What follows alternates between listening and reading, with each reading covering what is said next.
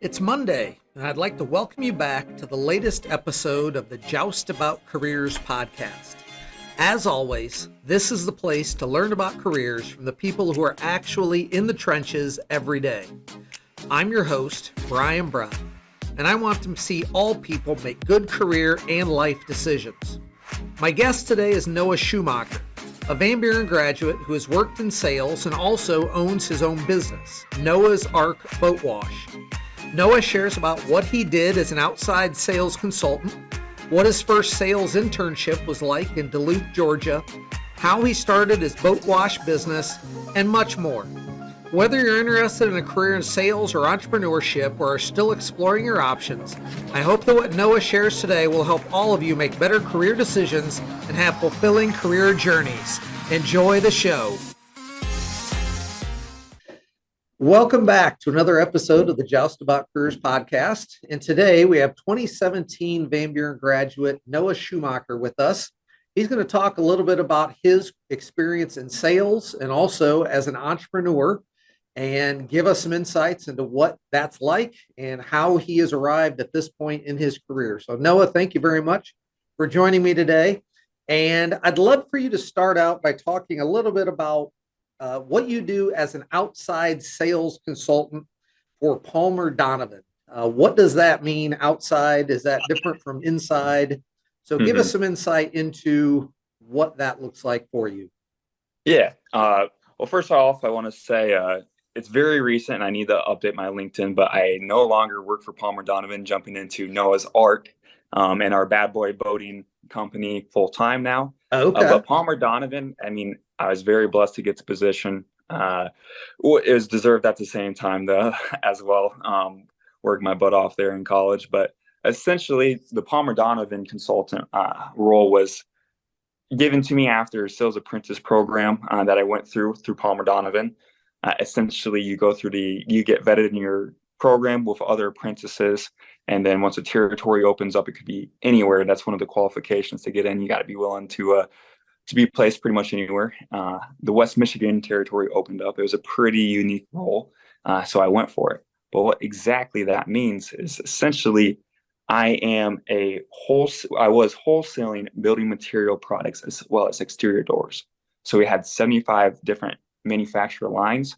So I usually like to say I was the guy who helped make your house look pretty. I sold everything from the roof, from the flooring in your house, the cabinets, the decking, your exterior door, like I mentioned, the windows, we covered it all. So I was essentially calling on different lumber yards, and that could be anywhere from a big box account like a Lowe's or a Home Depot, or even like an Ace Hardware, to your individual lumber yards. Say like, you might not know these because we're up in Michigan, but for example, one was like a Remus lumber or a Standell lumber. And some of these can get quite massive as well because they get into these buying groups, and it can get a little complicated just with the different customers that you have. But essentially, I was the face of the guy who got them their building materials. I know you went to BGSU and you studied sales. Is that what you were thinking when you graduated from high school, that you would go into sales, or is that something that came about once you were in college? That's a great question. Miss Bra, I think, my senior year, I had no idea what I wanted to be. I would say most people don't. I think, just the way the cards played out, I entered in college with an open mind. I was actually probably leaning on to more like marketing aspect, staying away from sales. But I had a brother who was in sales, so it always intrigued me. I think one of the things I did that, helped me kind of decide was just being able to talk, not being able, but just forcing myself to talk to everybody who was in a further experience than I. So I joined a sales or a marketing program called American Marketing Association. And just being the freshman I was, all I did was just talk to all the leaders there, get their advice, see what they wanted. Eventually, I became the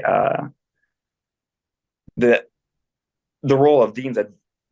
I represented the group on the Dean's Advisory Council my freshman year, but I saw this other group called Academy of Professional Selling. And I had a friend who was a freshman as well. He was doing these sales competitions.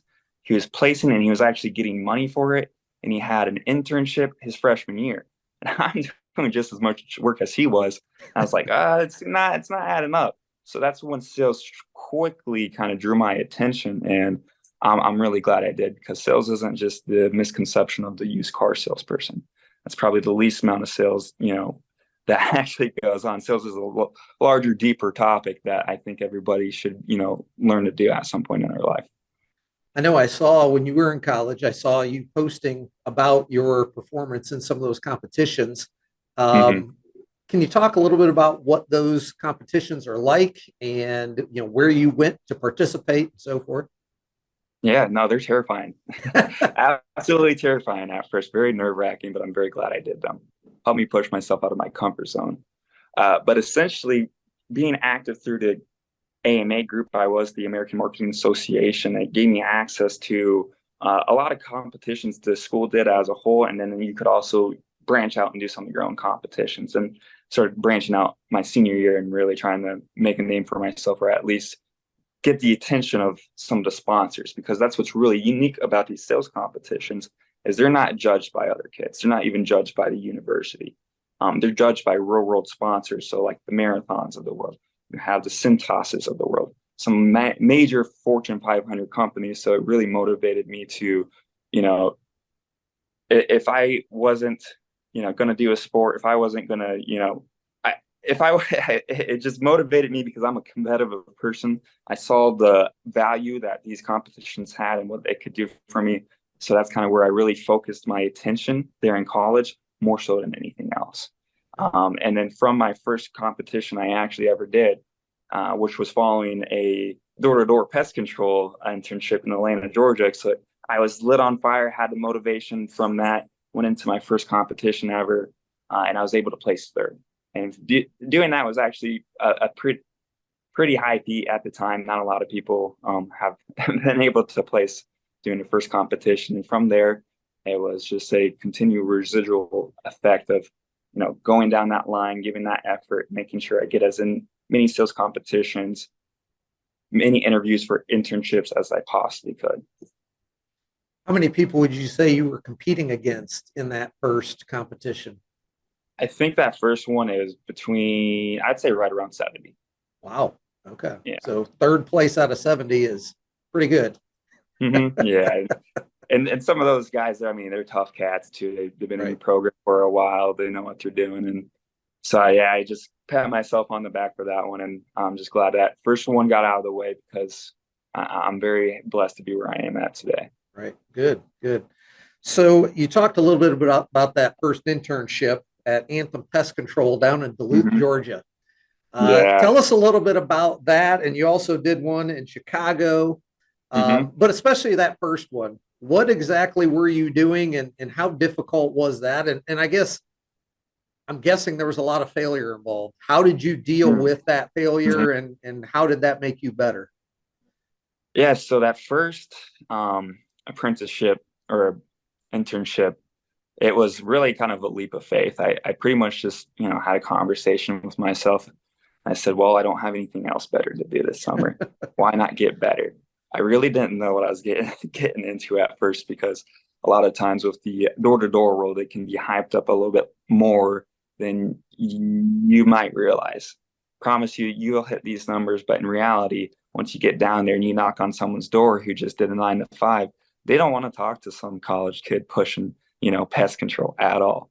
So as you mentioned, I had quite a bit of rejection. I would say my rejection rate could have been, because I did do the math. I do have a whole slide about it. It was 99%. And I say 99% just because even if I would knock a door and say no one answered, I took that as a no. So when I did that calculation, now if I actually got to talk to them, my closing rate was a lot better. It's at 33%. So one out of every three people I was able to sell once I actually got some face-to-face time.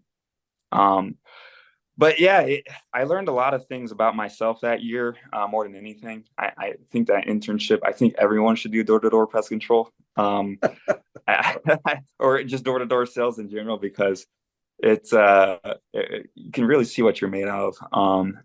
And I think if you get past, the no's and you just keep moving forward, it says a lot about yourself. But more importantly, you can learn how to get over it. Because at first I didn't know. I mean, going over there at some points, Brian, I was just like, what the heck am I doing? And, Duluth, Georgia right now, far away from home. I'm Right. scared to death. I'm a 19-year-old kid at this point. Um, so it was kind of, question yourself here and there, but I stuck to it. And I think, what I learned more than anything is that being told no or failing is the best thing you can do in life, because essentially you just learn and learn and learn from it till the point you can make that first sale, to the point you can get that interview or get that job position. So I think it says a lot if you're able to get, down there and do that. And that's what I really loved about that job, because it showed what I can do if I just don't give up. That trial by fire, just jumping in Yeah. and trying it and seeing what happens. And like you said, you're always going to learn from that. Hmm. Now, I think a lot of people probably think that, well, if I want to be in sales, I have to be a really outgoing person and so forth. Is that you, or is that true about someone in sales, or is that not necessarily true? Well, I think that's a great question overall. Because maybe starting out in college, I'd say, yeah, absolutely. But I don't think that's furthest thing from the truth, because I think when there's a great book, it's called To Sell is to Be Human by Daniel Pink. And he actually breaks that down. And essentially, if you looked at the introverts and the extroverts were only a little bit above. It was the people who could be able to balance both of those personalities that made the most. Um, Now, when it comes to sales skills, it's one of those things where anybody can learn. And I actually feel like if you have that humility, the more humility you have, the better salesperson you'll be, because you'll be able to actually listen and learn. Sometimes with extroverts, you might actually run into that block, because being so extroverted and spouting your own opinion all the time, there's not a lot of time to actually listen. Mm. So I would have to say sometimes it could bite you in the butt. And I've seen some great extroverts not be able to do sales. And I've seen some introverts be able to learn the skills because they had that humility and absolutely kill it. Hmm, that's interesting. That's really Mm-hmm. interesting.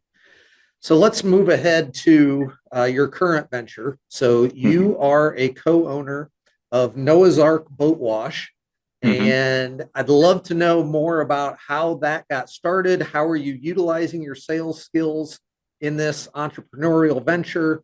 Tell us a little bit about that. Yeah, essentially it all started with that Palmer Donovan role getting put up in West Michigan. I knew the territory. I knew it was a good opportunity. But when I actually got my feet up there and I did some self-reflecting, I think moving up to Michigan, and I challenge a lot anybody to do this, is just getting some alone time with some of your thoughts to get some clarity. I think that's where a lot of the magic happened for myself this past year. Because personally, my personal growth has through this year, I feel like every single year I say this, but this year I feel like I've grown more with that business, professional, and more so personal, spiritual development more than anything. Because you know, getting this book of business is what I essentially inherited. I inherited a book of business with all these clients. My job was to grow this. And for me to be where I really wanted is going to take about 5 years. And I said to myself, no, ultimately, is this the vehicle you want to be down for the rest of your life? Because if I'm building something up for 5 years to get a certain amount of income, I don't want to lose that. But at the same time, I knew I don't want to be in Michigan all my life. I had my different aspects in life. And one was having my own business. And Palmer Donovan was a big part of that at the time. But I realized more than anything is to really kind of give it a full shot, to really be happy with myself. I needed to give Noah's Ark a full-time effort. So it came to that aspect of figuring out, having a lot of conversations with myself to see if that should be an option and if it wasn't. Now, kind of what happened is I moved to Michigan and I realized there's a lot of bodies of water. Michigan actually has, depending on which website, the second to fifth most boats. So I knew Anthony did this. I reached out to him and I just, asked him, how do you do this? What's it look like? He showed me the ropes, and I couldn't be more thankful to Anthony. Which who knew I was gonna work, with Anthony 7 years down the road after high school, after the last time, we were really, seeing each other all the time, because we were in the same conference. But essentially, I saw the opportunity, I saw the market, and it all came down to just what I did with the pest control, doing that first one, just ripping the Band-Aid off, not thinking, and just getting my first clientele. And from that first one, that second week, I went from one customer to about 15 customers. Um, Through word of mouth, just trying to clean this boat as best as I could. And I just blew his mind away of how good of the job I did. And through that word of mouth, I was able to get 15 customers that next week. Now, was it just one-time cleans, the majority of them? Yes. Now, the bread and butter of the business was getting people set up on weekly, bi-weekly, and monthly scheduling to get that constant income coming in. And once I was able to really kind of crack down on that code, get at least a few clientele set up, that's when I was able to bring in a small crew to just be able to do all the washes for me so I can refocus on Palmer Donovan, because I was still working at Palmer Donovan. I Oh, was working, yeah, I was working, and I was getting up at 6 a.m., finishing Palmer Donovan stuff. Around 5 p.m. is when I would roll into a marina. I'd wash about 5 boats. Sometimes I was washing boats until 11:30 p.m. at night using my iPhone flashlight to just scrub different things. So when I was able to finally get clientele and get a crew going, goodness, the stress off my plate was a massive. So it was just kind of that snowball effect. I know I'm just ranting and speaking away, but if that kind of answered any of your questions that you asked, I hope it yeah, did. But it's kind absolutely. of And how it got started and took off. right. And I think again, all the things you're talking about, their relationships. Here you had, how well did you know Anthony? And we're talking about Anthony Mastralasco, Liberty Mhm. Benton graduate. Um, how well did you know him when you were in high school? Did you know of him other than he was a basketball player and you were a Van Buren student athlete? Mhm. So Anthony, I feel like, because of the BVC, it's a smaller conference, you get a good opportunity to meet some of your rivals. And Right. Anthony, in the Van Buren group of guys, we always kicked off real well. Was it, my main group of friends, Anthony was? No, it's probably, every once in a while we'd be able to hang out.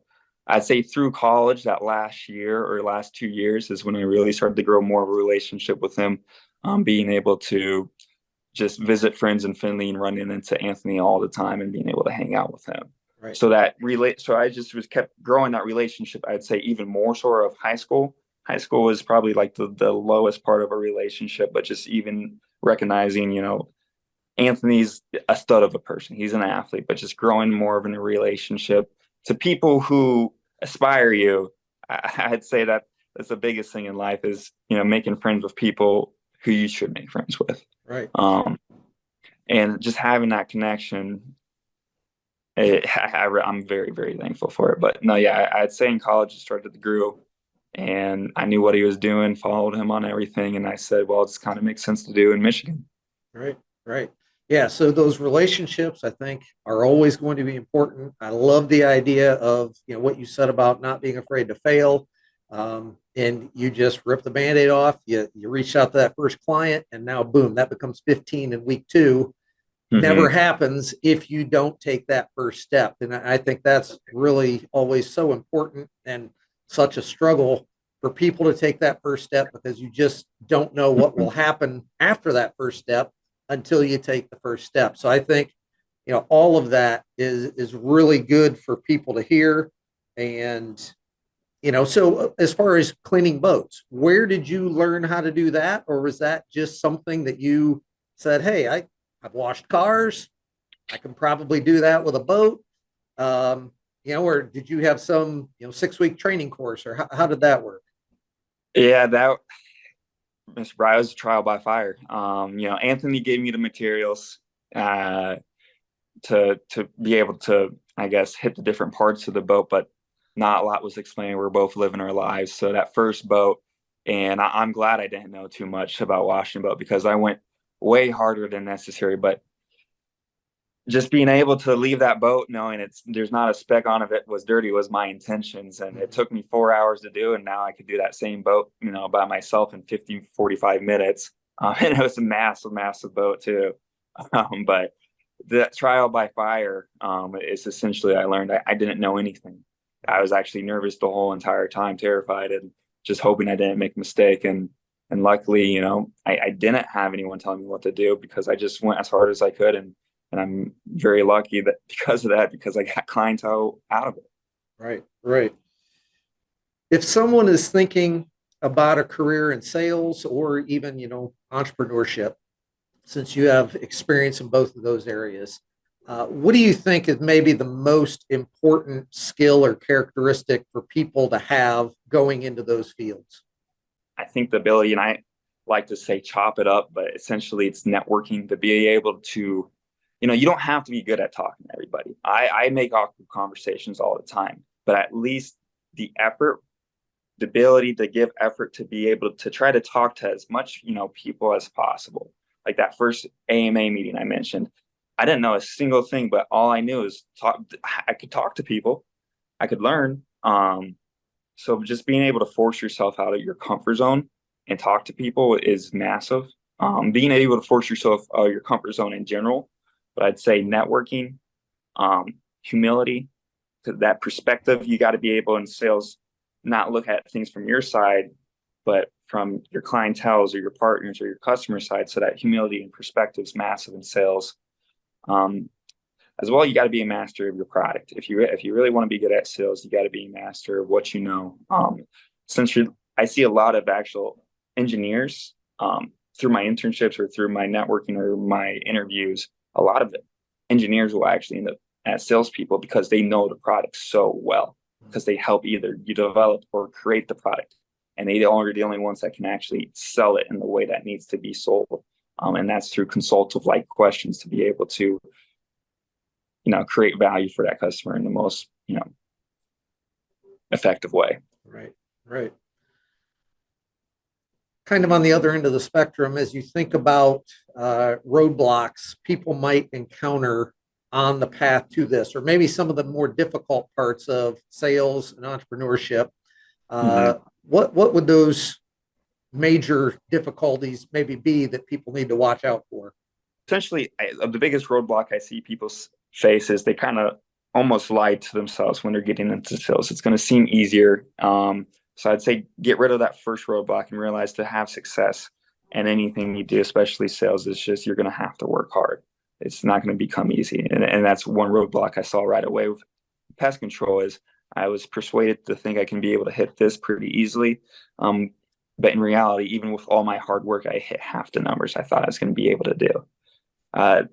Another roadblock I feel like is swallowing your own ego at times. There was points in my, career, even just in college, where I went into a competition thinking, I'm already more experienced than everybody else. That will weigh on the judges. They'll be able to see it. But then ultimately I sold myself short and I might have not even made it to a qualifying round, or I got eliminated in the first round. And that's when I always keep talking about humility, is because it brings you right back to your roots. You just can't be afraid to fail. Essentially, just being able to take failures as learning opportunities. Don't look them as failures. Well, and I The think, biggest roadblock, Brian, the biggest roadblock is yourself. It's your own yeah. brain. It's truly an emotional, mental battle with yourself all the time. And that's the biggest roadblock, and that's the biggest thing. Learning, getting out of college is even outside of sales is the biggest roadblock you can have in your whole entire life. It's just yourself. And once you figure that out, once you can have those honest conversations with yourself, not maybe blame someone else or, make excuses. I think that's the biggest roadblock I had for myself, because I still get in my own life. So you maybe have already answered this a little bit, but I always like to end the interviews with, having my guests think about what do you know now about life or careers that you wish you had known when you were in high school? I'd say looking back now, I would have followed my dreams right away out of high school versus think I'm making the right decision. Follow your dreams right away versus going down the route that you think is best. Because there's a distinct, difference. I went down the college route that I thought was best, which worked out great for me. Mm-hmm. But if I was true to myself, I probably would have gone into an entrepreneurship role, create my own business, probably right out of high school. or spend a year traveling the world and then go into entrepreneurship. Right. I'd say high schoolers, seniors, realize what your dream is. Don't let anyone tell you you can't do it. Listen to yourself. If it's your passion, give it a shot out of high school. What's the worst thing you can do? Waste, 1 year. That's at least you gave it a shot. Right. You won't go 4 years through college thinking, I should have tried that out of high school. And I'd say that with anybody. Don't just follow your dreams. Don't let anyone else tell you what your dreams are or what they think of your dreams. Just realize, your own belief system is enough. Okay. I think that's some very good advice. And yeah, I think that's advice I could have followed when I was coming out of high school and starting my career journey. So Noah, I really appreciate it. Good luck as you continue down your path with Noah's Ark Boat Wash. I love the name. Thank you. Great name for it. And good luck. And I look forward to seeing all the successes that you have down the road. Thank you, Brian. Appreciate it. Thank you for making the Joust About Careers podcast part of your day. I hope you learned valuable information from this career story. And to be sure you don't miss upcoming episodes, please click subscribe on YouTube or your favorite podcast platform so you'll know when the next episode is released. Thank you for spending a portion of your day with me. And as always, come back next week to learn even more just about careers.